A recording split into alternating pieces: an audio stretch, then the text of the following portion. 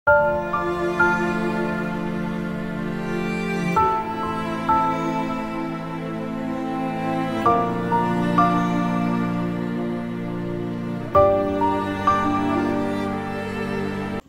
Family కష్టంలో ఉన్నా సరే మనల్ని ప్రేమించి మనకి ఈరోజు వాకర్స్ క్లబ్ ద్వారా ప్రెసిడెంట్ గారు కమలా గారు క్లబ్ ద్వారా వాళ్ళు ఫ్రెండ్స్ మాట వాళ్ళందరూ గుర్తు చేసుకుని వాళ్ళ ఇంట్లో వన్ ఆఫ్ ది ఫ్యామిలీ మెంబర్లుగా మనల్ని యాక్సెప్ట్ చేసి ఈరోజు వాళ్ళ కష్టాన్ని కూడా మనతో కూర్చుని భోజనం చేయడానికి ఈరోజు మన ముందు ఆకార్ బాలికల సంరక్షణ కేంద్రానికి వచ్చారు.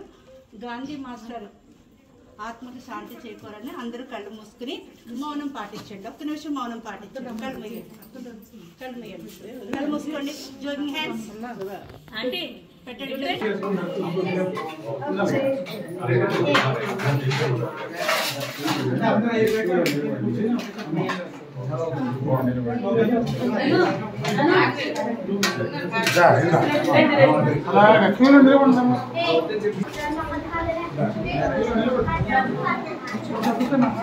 రవి రవి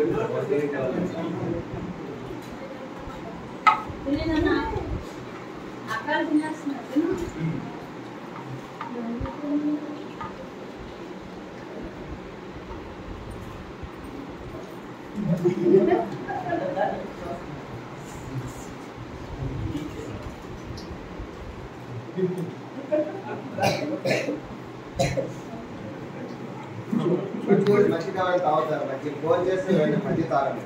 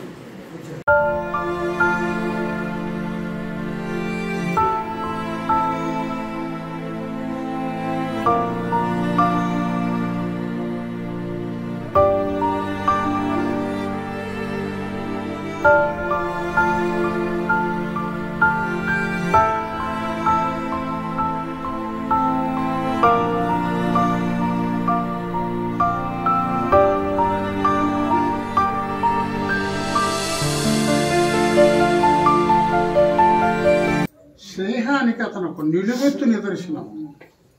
నాతో అతనుకున్న స్నేహం అలాంటిది.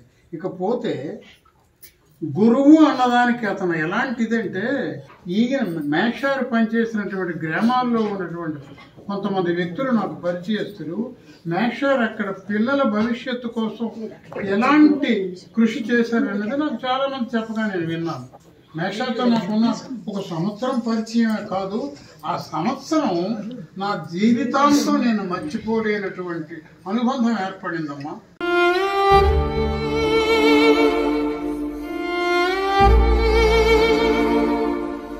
తరువాత మృదు భాష.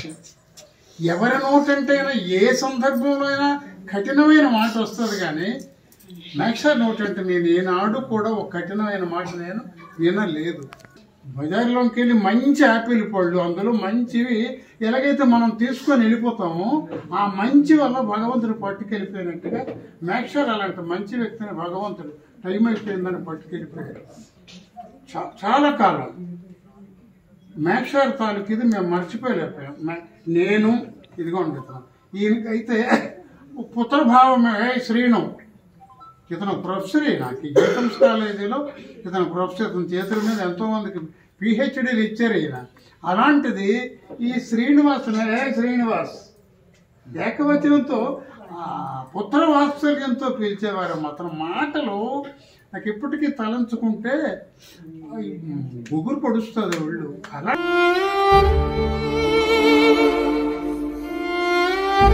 అలాంటి వ్యక్తిని భగవంతుడు వేరేగా తనలో ఐక్యం చేసుకున్నారు అన్నమాట. కాబట్టి ఆ సర్వేశ్వరుడు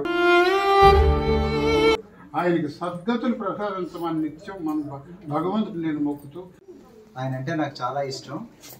అంటే తండ్రితో సమానవరిలాగా మా ఇద్దరు కలిసి ఉండేవాళ్ళం. అంటే నాకున్న లైఫ్ జర్నీలో అంత మంచి వ్యక్తిని నేను ఎప్పుడు చూడలేదు.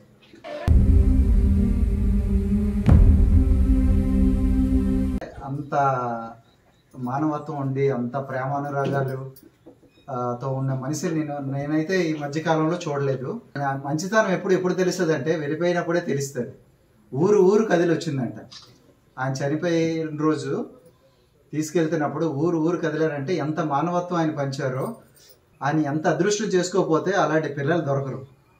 8 సంవత్సరాలు అయినా కూడా వాళ్ళు అలాగా కంటికి అలాగా వేడిస్తూనే ఉన్నారు. స్టిల్ ప్రతి నెల ఆయన కోసం శ్రమిస్తున్నారు, ఏదో కార్యక్రమం చేయాలి. ఈ రోజుల్లో ఎలా ఉన్నారు చూసారు కదండి. చనిపోయిన ఆ రోజే టీవీ పెట్టేస్తున్నారు ఇంట్లో. చనిపోయిన ఆ రోజే టీవీ వేసేసి ఆ మనిషికి వెళ్ళిపోయాడు, ఇంకా ఆయనతో సంబంధం లేదు. సంబంధ బాంధ్యాలన్నీ ఈజీ కట్ అయిపోతున్నాయి. కానీ ఈ రోజు కూడా వాళ్ళ తండ్రి కోసం పడుతున్న తపన నన్ను ఎంతో కదిలించింది. I'm so lucky like to attach this family. Okay, చూసారు కదా, ఆవిడ ఇప్పటికీ ఏడుస్తుంది వాళ్ళ కూతురు. ఓకే, అంత ప్రేమ. ఆయన హాస్పిటల్లో ఉన్నంతసేపు కూడా వీళ్ళందరూ నిద్రాహారాలు మానేసి ఆయన కోసమే తపన. తిరిగి వచ్చేస్తారని. అంకుల్ గురించి చెప్పాలి అంటే చాలా తక్కువేనండి.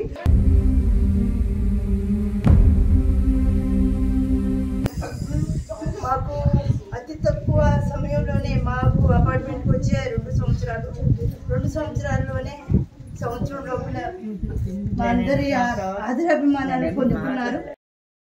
అలాంటి మంచి మనిషి మా నాగభూషణం అంకుల్ గారండి. ఈ సమయాన్ని ఇలాగా నేను వాకర్స్ ఇంటర్నేషనల్ ప్రెసిడెంట్గా చేస్తున్నప్పుడు, ఫస్ట్ 24లో చేస్తున్నప్పుడు, అమ్మ మీరు చేసే సేవా కార్యక్రమాలు చాలా బాగున్నాయి. నా ఎప్పుడు ఈనాడు న్యూస్ పేపర్లో వచ్చేస్తూ ఉండేవి. ఆయన నా కోసం ఈనాడు పేపర్ కొనుక్కున్నారండి. కొనుక్కుని ఆయన నా న్యూసెస్ కోసమే ఆయన చదివేవారు. నేను చేసిన ఏ యాక్టివిటీ చేసినా నేను మా అంకుల్ని మర్చిపోనని మీరు సభాముఖంగా నేను ప్రామిస్ చేస్తున్నాను. ఇలాగే ఈవెంట్స్ కూడా నేను నా సొంతగా కూడా నేను అంకుల్ బ్యానర్ పెట్టుకుని నేను కార్యక్రమాలు చేస్తానని నేను అందరి ముందు వాగ్దానం చేస్తున్నాను. ఇలాంటి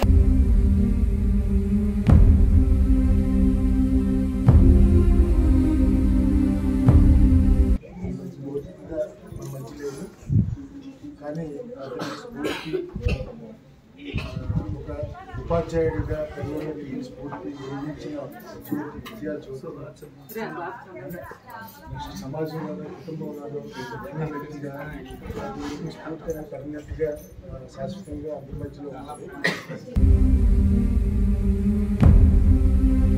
అదేవిధంగా అతని కొడుకు పిల్లలు ముఖ్యంగా కిషోర్ ఇప్పటికీ కూడా అవకాశం వచ్చినప్పుడు ఎక్కడ అవకాశం వస్తే అక్కడ, ఎప్పుడు అవకాశం వస్తే అప్పుడు సేవా కార్యక్రమాలు చేస్తున్నారు.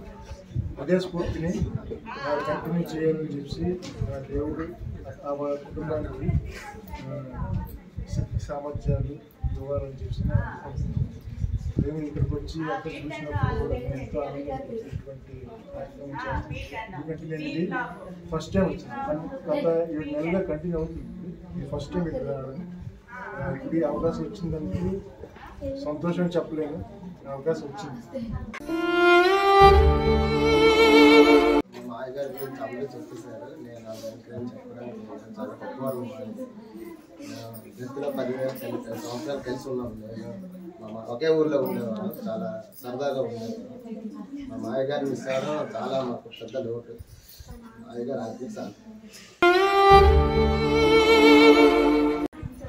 పిల్లల గురించి ఎక్కువ, స్టడీస్ గురించి ఎక్కువ పిల్లలు ఎక్కువ పల్లెటూరులో చెప్తున్నా కూడాను స్కూల్ పిల్లలకి ఎడ్యుకేషన్ గురించి ఎక్కువ థింక్ చేసేవాడు. సో ఇలా గైడెన్స్ కూడా బాగుండేది పిల్లలకి. అలా ఇంటికి వచ్చేవాళ్ళు స్కూల్ అవగానే చాలామంది విలేజెస్లో టీచర్స్ దగ్గరికి ఎక్కువ పిల్లలు వెళ్తూ ఉంటారు. సో అదేవిధంగా మావి దగ్గర స్టూడెంట్స్ వచ్చారు. ఆ స్టూడెంట్స్ ఇప్పటికీ మావితో కనెక్ట్ ఉండేవారు అన్నమాట. సో అంత స్టూడెంట్స్తో కూడా అంత ర్యాపో మెయింటైన్ చేసేవారు.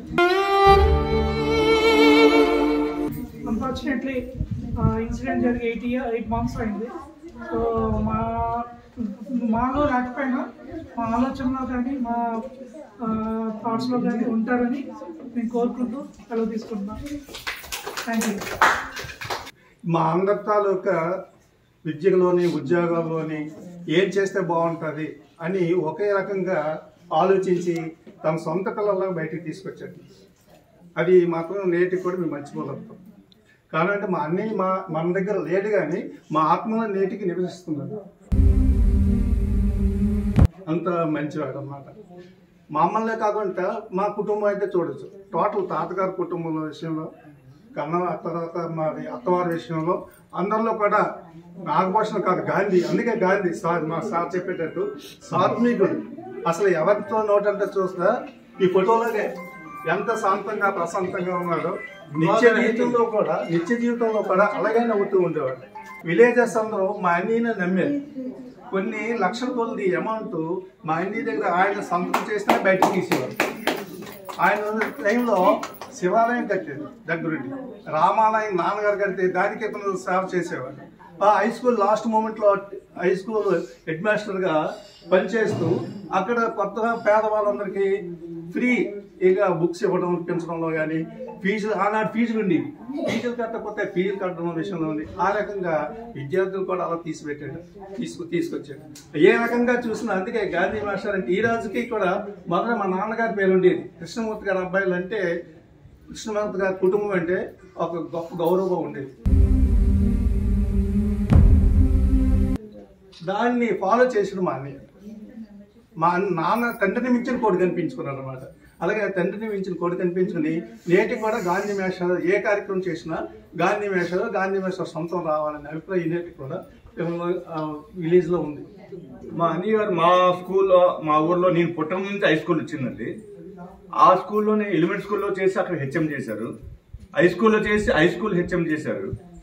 ఆ విధంగా స్కూల్లో డెవలప్మెంట్లో కానీ, ఊరు డెవలప్మెంట్ కానీ, నాన్నగారి తాలూకా ఏవైతే మామూలుగా గ్రామాన్ని అభివృద్ధి చేసి, ఆలయాలు అభివృద్ధి చేసి, ఊరందరికీ ఒక లీడర్గా ఉండి మంచిని చెప్తూ ఏ విధంగా ముందుకెళ్ళాలి, మంచి కార్యక్రమం ఏం చేయాలని మొదట్లో మా నాన్నగారు చేసేవారండి. అప్పుడు అనుకున్నాను మా నాన్నగారి తర్వాత మరి ఎవరు ముందు నడిపిస్తారని. అనుకోకుండా అవకాశం మా అన్నగారికి వచ్చింది. అవకాశం ప్రకారం అందరికీ మంచిగా చేసి, పెద్ద పెద్ద ఉద్యోగస్తులు కూడా ఉన్నారు అన్నయ్య గారు చదువుకునే శిష్యులు కూడాను.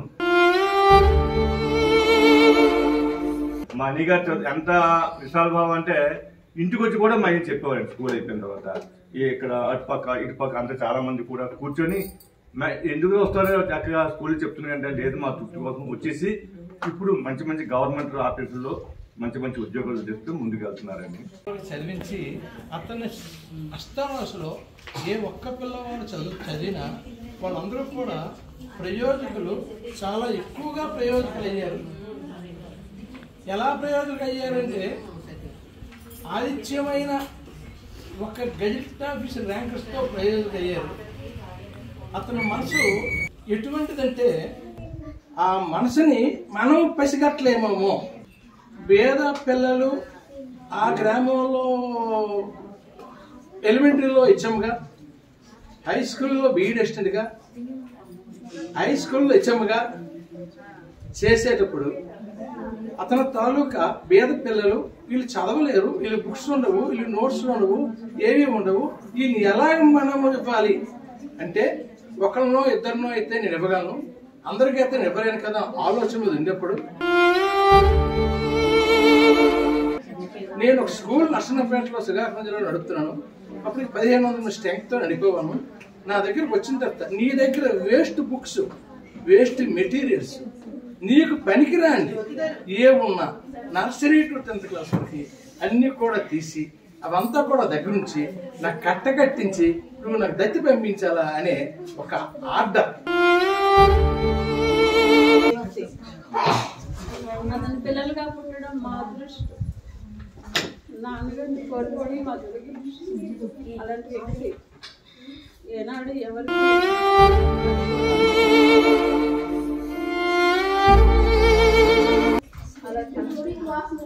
అందరికీ అలా చూస్తున్నారు కూడా.